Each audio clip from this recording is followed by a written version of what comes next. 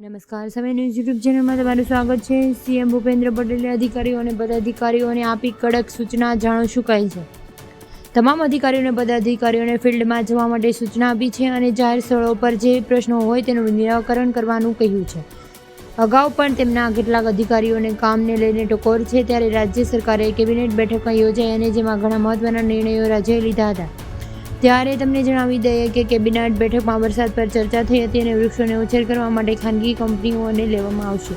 40,000 રોપાઓને વાવેતર માટે MOU પણ કરવામાં આવ્યું છે। દ્વારકા સોમનાથ હાઈવે પર બંને બાજુએ વાવણી કરવામાં આવશે। ત્યારે ઋષિકેશ પટેલે જવાહર ચાવડા પર નિવેદન આપતા કહ્યું કે જૂનો વિષય છે, આ બાબત પર પાર્ટી વાતચીત કરશે। બીજી તરફ રાજકોટમાં પીડિત પરિવારોને બળ પ્રયોગ કરવા માટે મામલે ઋષિકેશ પટેલે અશાંતિભર્યા વાતાવરણની સ્થિતિમાં પોલીસને કાર્યવાહી કરી છે।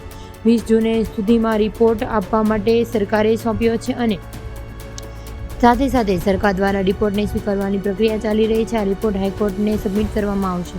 કેબિનેટ બેઠક દ્વારા સરકારના પ્રવક્તા મંત્રી ઋષિકેશ પટેલે નિવેદન આપ્યું છે કે રાજ્યમાં સ્ટેટ લિટિગેશન્સ પોલિસીમાં ફેરફાર થશે।